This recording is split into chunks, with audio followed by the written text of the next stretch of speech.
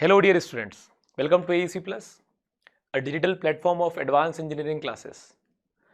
तो हम इस रेलवे इंजीनियरिंग की सीरीज़ में अभी तक हम सो फार 5 लेक्चर्स में काफ़ी कुछ जान चुके हैं about the sleepers, ballast, track fasteners. हमारे पास हम अभी तक रेल्स के बारे में जान चुके हैं इन डिटेल। हम इतनी चीज़ें पढ़ चुके हैं और अब हम मूव ऑन कर रहे हैं on to the next parameter that we have is geometric design of railway, जिसमें हम ग्रेडियंट्स के बारे में ऑलरेडी पढ़ चुके हैं। अब हम अगले लेक्चर में पढ़ने वाले हैं on the speed parameters of the railway, कि रेलवे में कैसे हम ट्रैक पर स्पीड डिसाइड कर पाते हैं कि भाई क्या मैक्सिमम स्पीड निकलेगी, क्या मैक्सिमम स्पीड पर जाया जा सकता है। जब कर्व आएगा तो कर्व पे सुपर एलिवेशन देना पड़ता है, तो उस अकॉर्डिंग हमारे पास कैसे स्पीड निकल कर आएगी। तो चलिए बढ़ते हैं आगे into the lecture series.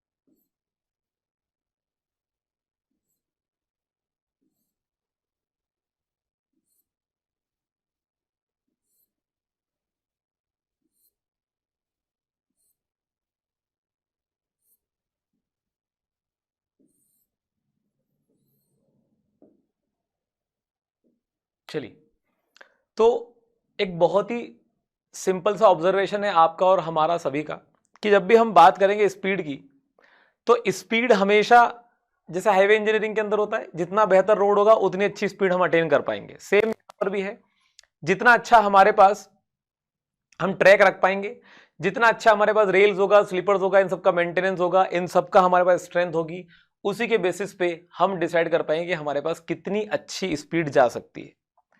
Railway में हम बेसिकली कितनी मैक्सिमम स्पीड हम लेकर जा सकते हैं वो हम कैलकुलेट करते हैं based on the 4 criterias.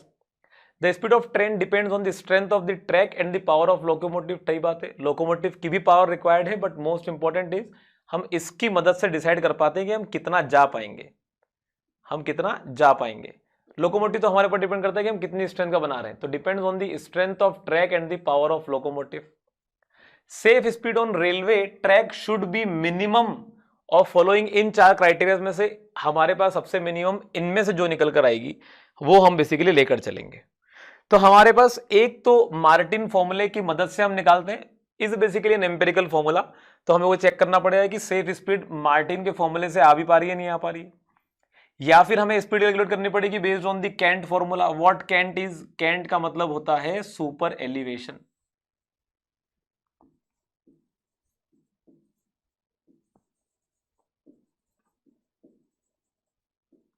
Super elevation maximum speed as per the length of the transition curve, क्योंकि ट्रांजिशन कर्व बहुत इंपॉर्टेंट है हमारे पास, तो इसके बेसिस पर, या फिर maximum speed specified by the railway board. तो आज हम इन्हीं सब के थ्रू देखेंगे कि हमारे पास सेफ स्पीड कैसे निकल कर आनी चाहिए। सबसे पहले बात करते हैं safe speed based on the curve. हमारे पास सेफ स्पीड जो भी कर्व पर आती है as per the Martins formula. तो हमारे पास यहां पर हम पहला क्राइटेरिया डिसाइड करते हैं, हमारे पास फॉर लो स्पीड, जब स्पीड हम कम लेके चल रहे हैं, स्पीड कितनी है हमारे पास? लेस देन 100 kmph पर। फॉर लो स्पीड की जब हम बात कर रहे हैं तो उसमें हमारे पास दो केस बन रहे हैं। हमारे पास ऑन ट्रांजिशन कर्व,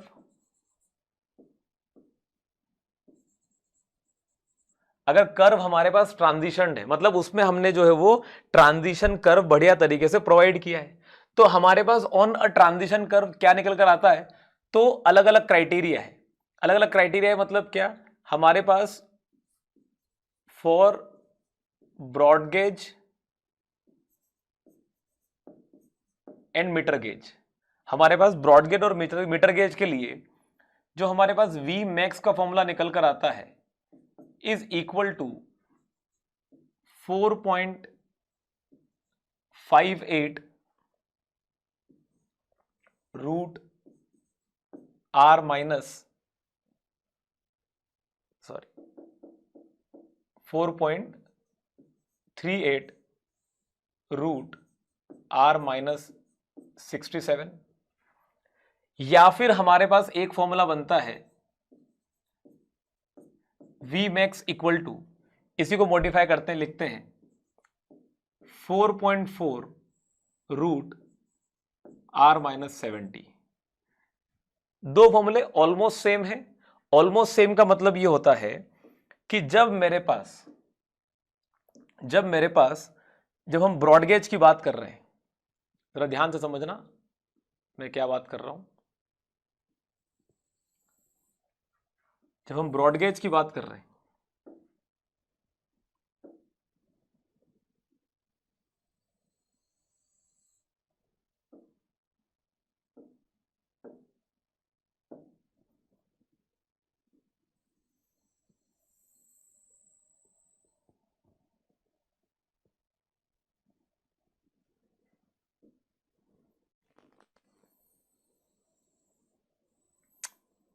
थोड़ा सा डिस्टर्ब हो गया है, मुझे स्पेस चाहिए लिखने के लिए, तो इसको मैं थोड़ा सा रब करता हूं।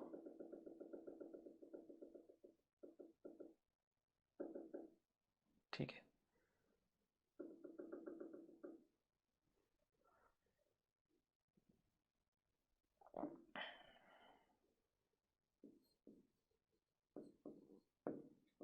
For broad gauge and metre gauge हमारे पास V मैक्स बनता है 4.38 रूट ऑफ r माइनस 67, और वहीं पर हमारे पास एक और फॉर्मूला बनता है V max equal to 4.4 root of r minus 70। ये दो फॉर्मूले हैं based on the old code, और हमारे पास based on the new code. जब कोड रिवाइज हुआ तो कोड के रिवाइज होने पर ये मार्टिन के फॉर्मूले में चेंजेस कर दिए गए कि based on the new code अगर फॉर्मूला हमारे पास यूज करना है तो हमारा फॉर्मूला बन जाएगा अब 4.4 रूट r माइनस 70 के बराबर। तो ये बात का आप ध्यान रखिएगा कि एज पर दी ओल्ड कोड हमें ये फॉर्मूला यूज करके चलना है, एज पर दी न्यू कोड हमें ये फॉर्मूला यूज करके चलना है। सर करेंगे कौन सा? क्वेश्चन में स्पेसिफिकली गिवन चीजें रहती है, अगर पता चले कि हमें इसके अकॉर्डिंग चलना है तो फिर हमें पता चल जाएगा क्वेश्चन में ऑलरेडी, इसके अकॉर्डिंग चलना है तो ऑलरेडी पता चल जाएगा हमारे पास। ये कहानी है हमारे on transition curve. Transition curve पे हमारे पास ब्रॉड गेज और मीटर गेज के लिए फॉर्मूला है, लेकिन हमारे पास फॉर नैरो गेज के लिए the maximum speed that we have is equal to 3.6 root of r minus 61। अब यहां पर हमारे पास क्राइटेरिया क्या है, आपको ये समझ के चलना पड़ेगा कि यहां पर हमारे पास न्यू कोड के अंदर नैरो गेज का खेल ही खत्म हो गया। नैरो गेज का खेल ही खत्म हो गया तो न्यू कोड के अंदर हमारे पास इसकी कोई वैल्यूज नहीं है, ये पुरानी वैल्यूज ही हमारे पास मेंशन्ड है।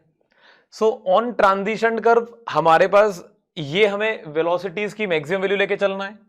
और अगर मैं बात करूं on non transition curve,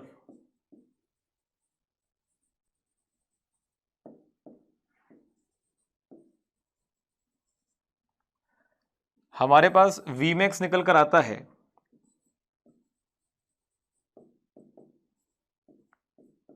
80% of V max on transition curve. तो ट्रांजिशन कर्व पे जितनी भी हमारे पास वेलोसिटीज की वैल्यू आती है उन्हीं का 80% लेके हम मान लेंगे कि नॉन ट्रांजिशन कर्व पर V मैक्स हमें इतना लेकर चलना है।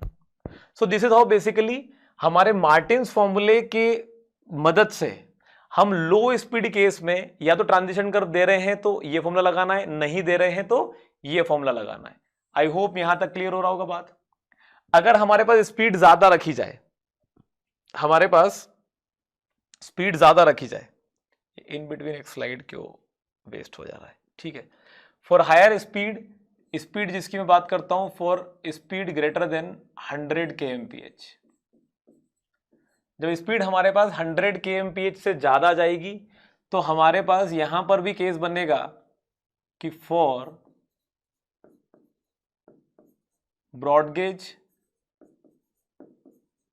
And metre gauge, for broad gauge and metre gauge हमारे पास यहां पर, मीटर गेज के लिए तो क्राइटेरिया नहीं डिसाइड होता यहां पर, फॉर ब्रॉड गेज हमारे पास, मीटर गेज में तो मीटर गेज तो यूज ही नहीं होगा हमारे 100 kmph से ऊपर वाली स्पीड में, तो फॉर ब्रॉड गेज हमारा Vmax बन जाएगा is equal to 4.58 root R के बराबर, ठीक है। और वहीं पर हमारे पास इसी का एक और फॉर्मूला बनता है Vmax equal to 4.6 root R के बराबर। ये हमारे पास है एज पर ओल्ड कोड और ये है हमारे पास एज पर न्यू कोड। तो समझने वाली बात है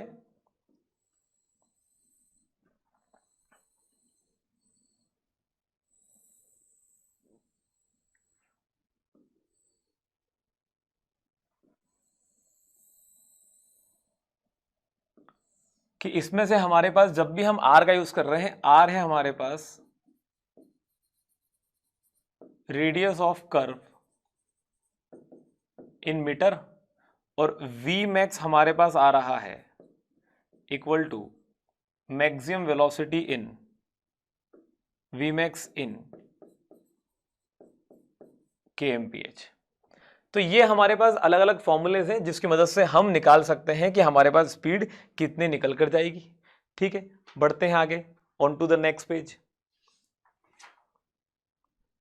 हमारे पास यहां पर अगर हम बात करें radius and degree of curve के बारे में, जैसे भी हमने देखा हमारे पास रेडियस जो है वो क्राइटेरिया सेट करता है। मतलब अगर मान लो मैं बात करूं आपसे, अगर आपने ये हाईवे में पढ़ा होगा तो हाईवे में आपके पास, आपने ये जाना होगा,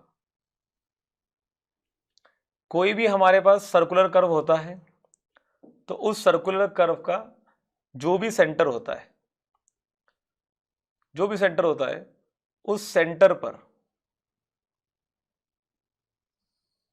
एक चेन लेंथ, उस सेंटर पर एक चेन लेंथ कितना एंगल सब्सटेंड करती है उसी को डिग्री ऑफ कर्व कहा जाता है। अगर हमारे पास ये है रेडियस ऑफ द कर्व, ये है रेडियस ऑफ द कर्व, तो डिग्री ऑफ कर्व बनता है, degree of curve is the angle form by one chain length of the curve at the center is referred as degree of curve. तो यहां से मुझे जरा सोच के बताना कि हमारे पास for a circle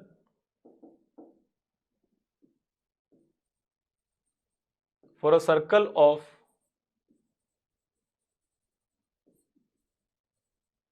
circumference 2 pi r, degree of curve is, ये हमारे पास पूरा का पूरा for a circle of circumference 2 pi r हमारे पास angle subtended at centre, angle subtended at centre equal to 360 degree. और वहीं पर हमारे पास and for a chain length L, for a chain length L angle subtended at centre is equal to d degree. चूंकि दोनों ही circle के ऊपर है तो दोनों का रेशियो सेम होना चाहिए। हमारे पास therefore d degree by 360 degree is equal to L by 2 pi r। यहां से हम लिखते हैं for 30 metre chain L equal to 30 metre, for 30 metre chain L equal to 30 metre हमारे पास डिग्री ऑफ कर्व क्या बन जाएगा, degree of curve is equal to comes out to be 30 into 2 30 into 360 degree upon 2 pi r, which is going to be equal to, कर लेते हैं इसको calculate.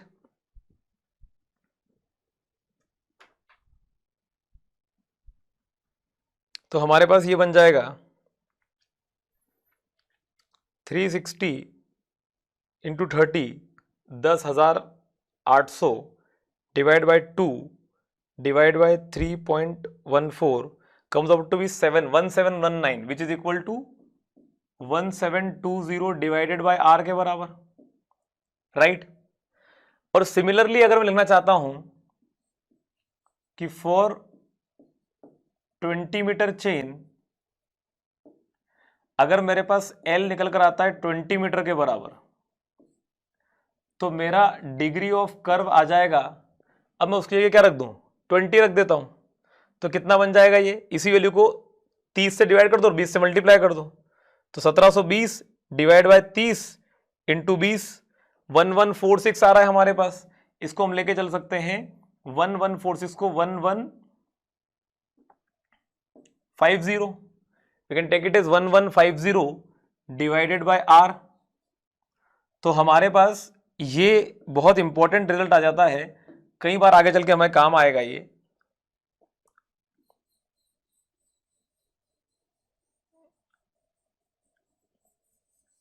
For 30 metre chain degree of curve is equal to 1720 बटे r, और for 20 metre chain हमारे पास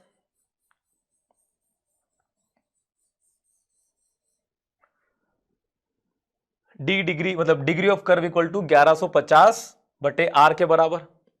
अब यहां से क्या है कि किसी भी रेलवे के प्रोजेक्ट के अंदर ये जो कर्वेचर है, अब ये कर्वेचर देखो समझ में ये आना चाहिए कि अगर ब्रॉडगेज है तो ब्रॉडगेज में क्या ट्रेन का साइज बड़ा होता है, फिर ट्रेन का लोडिंग बड़ा होता है, तो उसमें अगर बहुत तेजी से हमने ये कर्व दे दिया, ये कर्व बहुत तेजी से दे दिया, तो ट्रेन के लिए बहुत सारी समस्याएं आ जाती है। तो कितना डिग्री ऑफ कर्व रख सकते हैं, कितना रेडियस रख सकते हैं, उसके लिए ऑलरेडी क्राइटेरिया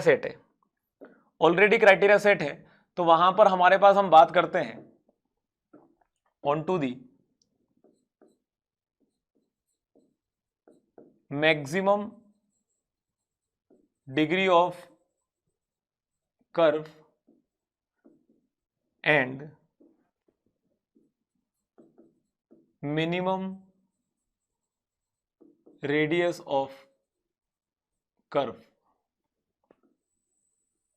कितना हो सकता है। तो हमारे पास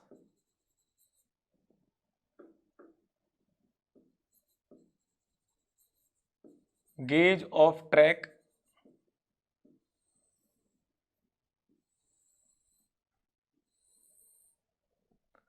उस पर हमारे पास मैक्सिमम डिग्री ऑफ कर्व और हमारे पास minimum radius of curve. So if I talk about broad gauge के लिए, तो ब्रॉडगेज के लिए मैक्सिमम डिग्री ऑफ कर्व हमारे पास 10 डिग्री के बराबर है, और मिनिमम रेडियस ऑफ कर्व की बात करूं तो it is equal to 174 metre के बराबर। ये मिनिमम रेडियस है हमारे पास, इससे कम नहीं रखा जा सकता। मीटर गेज के केस में हमारे पास maximum degree of curve is equal to 16 degrees और minimum radius of curve is equal to 109 metre के बराबर। वहीं पर हमारे पास if I talk about narrow gauge, तो नैरो गेज में मेरे पास मैक्सिमम डिग्री ऑफ कर्व जो है वो होता है 40 डिग्री और minimum radius of curve is equal to 44 metre के बराबर। फाइन। तो हमारे पास हमें ध्यान में रखना पड़ेगा कि हमारे पास डिग्री ऑफ कर्व होता क्या है और हमारे पास ये इसकी मैक्सिमम वैल्यूज कितनी है। एग्जाम में डायरेक्टली पूछी जाती है और जेई और एई के एग्जाम में तो बहुत ज्यादा इंपॉर्टेंट है ये। हमें अगर ये चेक करना है कि हमने हमारे in order to check the accuracy of the laid railway curve track, a geometrical parameter Versine is used which is the maximum lateral distance of the curve from the chord। इसका मतलब क्या हो गया, हमारे पास अगर हमने कोई एक chord की बात करी, मान लो हमारे पास हमारा कोई एक कर्व है,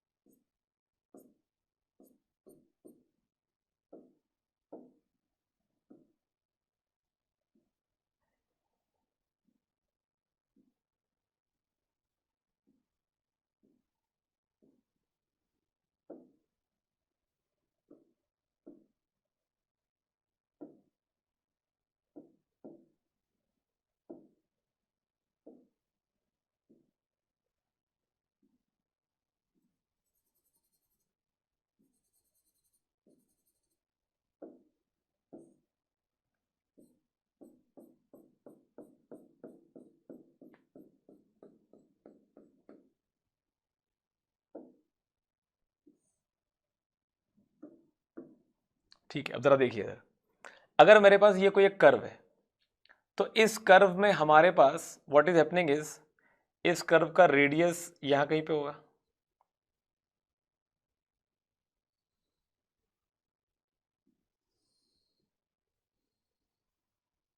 this is the radius of the curve. इसे मैं लिखा O, इसे लिखा R, इसे लिखा R।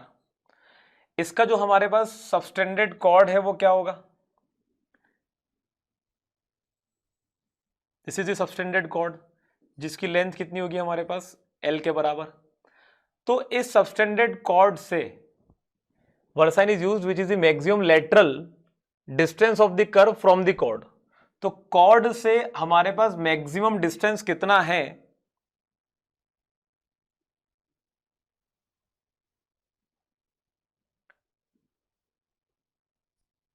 ये वाला डिस्टेंस है। कर्व से कॉर्ड तक का मैक्सिमम डिस्टेंस कितना है, इसी को कहा जाता है वर्साइन ऑफ द कर्व। क्या कहा जाता है इसी को, वर्साइन ऑफ द कर्व। तो हमारे पास जो वर्साइन ऑफ द कर्व है,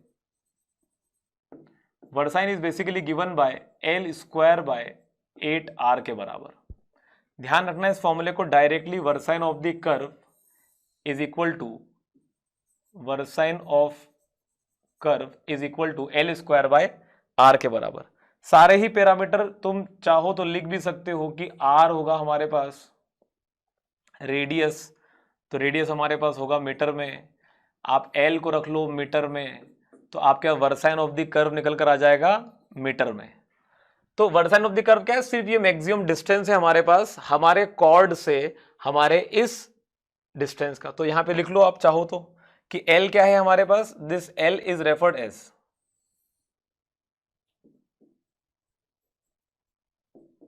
length of chord equal to L। आप लिख लो radius of curve equal to R। तो ये हमारे पास निकल कर आता है as the versine of the curve. ठीक है, तो इसके बेसिस पर एक क्वेश्चन सॉल्व कर लेते हैं।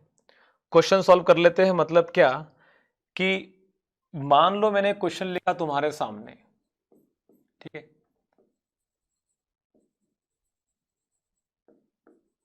Calculate the maximum speed of the curve as पर Martin's formula and versine of curve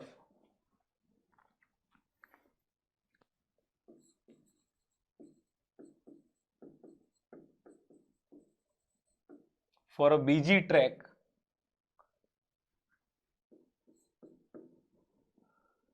if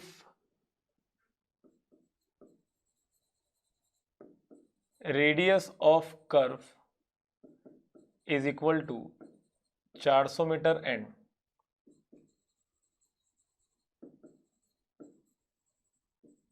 length of chord is equal to 200 metre.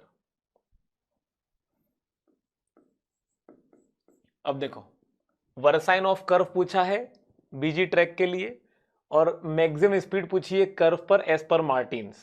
ठीक है, तो पहले एक काम करते हैं, वर्साइन निकालते हैं। वर्साइन के बारे में हम जानते हैं, versine is equal to L square by 8r के बराबर होता है। तो लेंथ ऑफ द कॉर्ड दे रखी है 200 का square divided by 8 into R.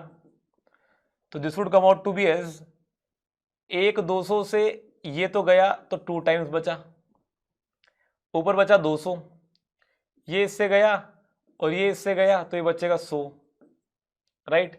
तो 100/8 हमारे पास बच रहा है which is equal to how much, 12.5 metre के बराबर। तो 12.5 मीटर हमारे पास जो है वो निकल कर आता है क्या, वर्साइन ऑफ द कर्व। ठीक है, ये तो आ गया हमारे पास। अब दूसरा पूछते हैं हमारे पास फॉर बीजी ट्रैक, अगर मुझे वी निकालना है वी मैक्स, तो V max equal to old formula use करूं या न्यू फॉर्मूला। मैं यहां पर एक अजम्पशन लेके चलता हूं, ठीक है, अजम्पशन लेके चलता हूं। क्या क्वेश्चन में कुछ दे नहीं रखा है तो मैं लिखता हूं एस पर old code on transition curve, on transition curve हमारे पास वी मैक्स बन रहा है, V max equal to 4.38 root of r minus 67। तो 4.38 रूट ऑफ 400 माइनस 67, तो that would come out to be as, निकाल लेते हैं, कर लेते हैं कैलकुलेट कितना आ रहा है। 4.38 नहीं होगा, 4.35 होगा, हाँ ठीक है चलेगा। हमने इसे 4.38 लिखा है, इसे 4.38 की जगह we should make a change. क्या चेंज करना चाहिए मैं बताता हूं आपको। फॉर्मूले में थोड़ा सा चेंज कर रहे हैं हम। मुझे रिकॉल हुआ कि ये 4.35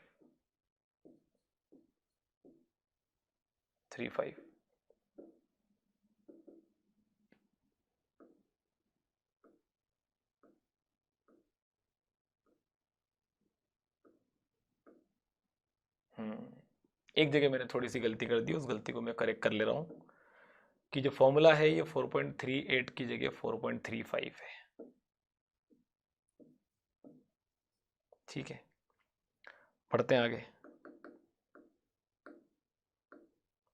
तो कर लेते हैं कैलकुलेट, कितना आ रहा है हमारे पास, 400 माइनस 67, 333 का रूट ले लेते हैं।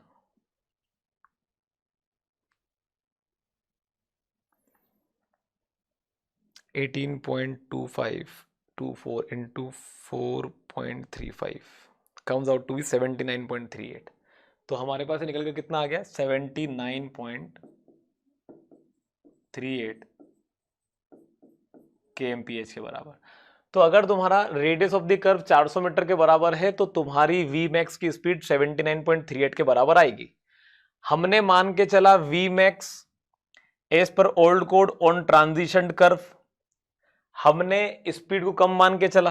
क्या अजम्पशन रखा हम लोगों ने, अजम्पशन क्या रखा हम लोगों ने, अज्यूमिंग टू बी लेसर हमारे पास and speed less than 100 kmph,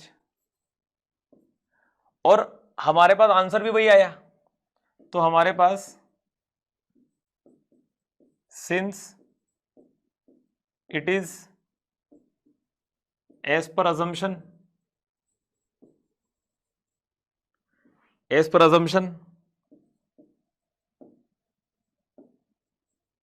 our answer is correct। अगर हम इसको मान के चलते हैं, फॉर एग्जाम्पल देखते हैं जरा क्वेश्चन में गड़बड़ी आती है कि नहीं आती है। रूट ऑफ 400, तो हमारे पास ये बनता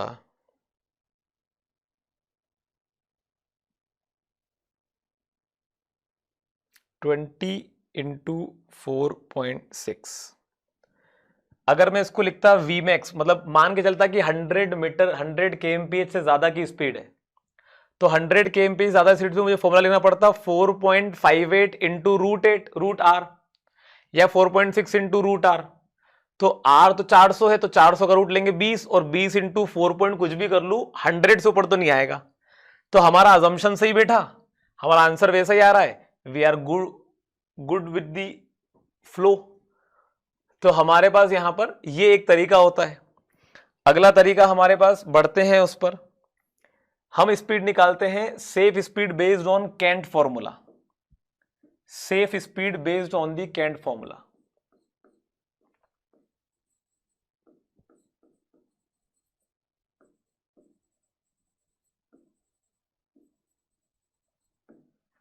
ऑन कैंट फॉर्मूला। हमारे पास जो हमारा ई थ्योरेटिकल होता है,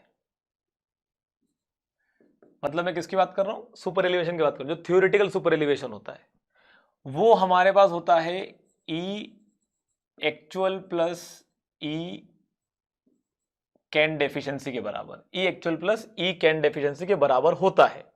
इसको भी आगे चल के प्रूफ करूंगा मैं, ठीक है। तो हमारे पास यहां पर ऑल्सो, ये हमें ध्यान रखना है,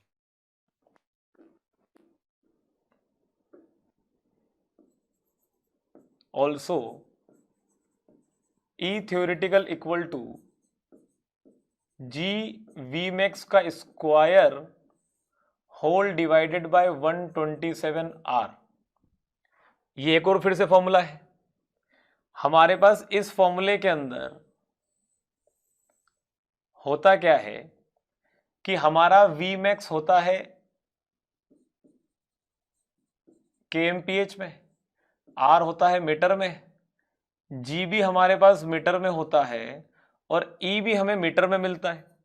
पर सुपर एलिवेशन तो मीटर में हो नहीं सकता ना, बहुत ज्यादा बड़ा हो गया वो, तो हमें ये आंसर एमएम में चाहिए। So what do we do is, हम इसको लिखते हैं E theoretical is equal to, E theoretical is equal to g V max का square whole divided by 127 R, sorry 127 R into 1000। तो अब मेरे पास आंसर किस में आ जाएगा, the answer will come out to be in mm, ठीक है। यहां से आगे बढ़ते हैं, मैं इसको थोड़ा सा इंटरचेंज करता हूं। तो इंटरचेंज क्या करूंगा, मैं लिखता हूं V max equal to root of, ये इसके पास गया तो ये बनेगा ई थ्योरेटिकल इंटू 127 आर,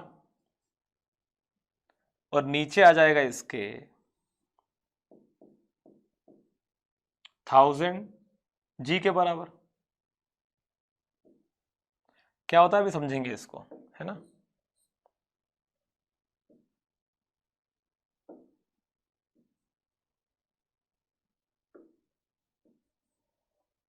ठीक है, हमारे पास यहां पर इसको सॉल्व करते हैं तो क्या आता है जरा देखते हैं।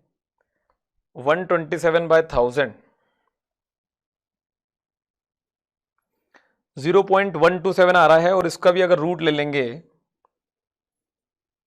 So will get 0.35, will get 0.35। लेकिन ये कुछ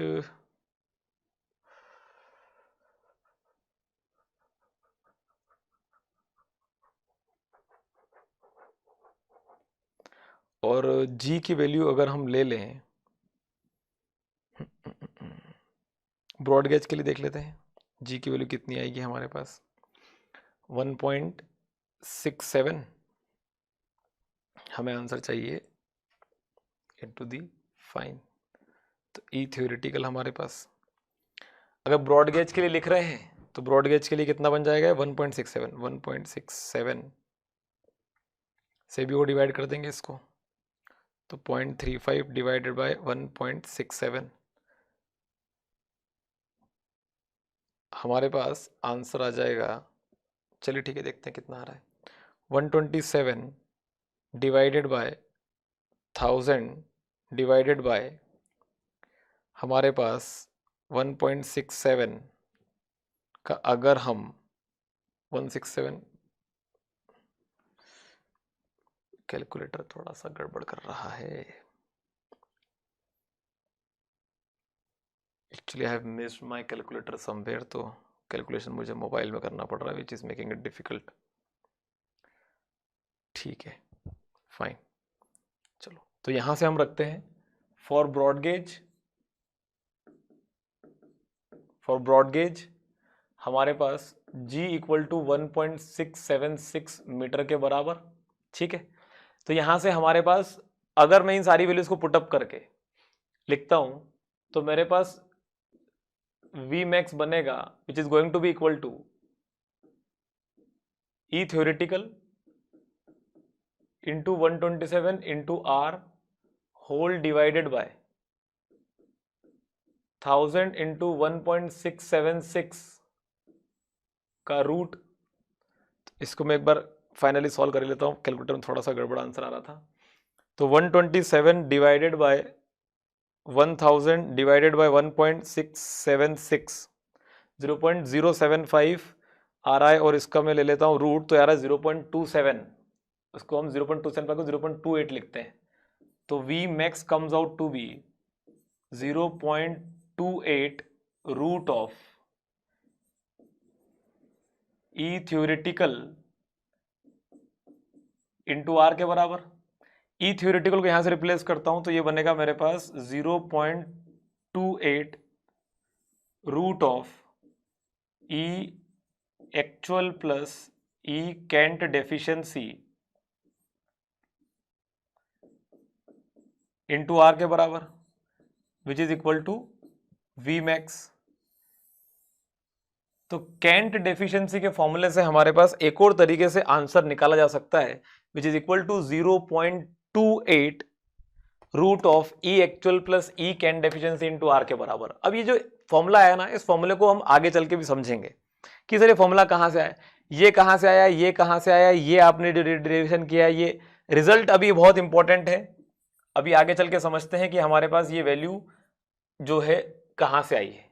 ठीक है, तो ये था हमारा आज का लेक्चर। एक बहुत बेसिक सी इंफॉर्मेशन मैं आप लोगों से शेयर करना चाहता हूं। क्या शेयर करना चाहता हूं आप लोगों से, तो वो है हमारे पास हमारा एसएससी जेईई 2023 का सार्थक बैच जो कि ऑलरेडी रनिंग है हमारे एप्लीकेशन पर, एईसी प्लस एप्लीकेशन से आप डाउनलोड कर सकते हैं।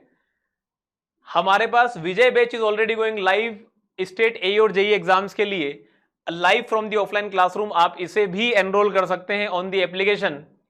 इंडिया में होने वाली हर टेक्निकल और नॉन टेक्निकल एग्जाम में जितना भी नॉन टेक्निकल पोर्शन आता है उसे हमने कंप्लीटली एक नॉन टेक्निकल महापेक में जो है वो तब्दील कर दिया, जिसमें सारे non technical syllabus cover up किए गए हैं। साथ ही साथ एसएससी जेईई 2023 के लिए test series already available on the application. आप इसको जो है वो किसी भी फॉर्म में अपने मोबाइल पर एनरोल कर सकते हैं एप्लीकेशन के through. Just go and visit the AEC plus application. So thank you very much every one of you for joining in this lecture. मिलते हैं अगले लेक्चर में, और आशा करता हूं आप लोगों को बहुत अच्छे तरीके से समझ में आ रहा होगा। Thank you very much.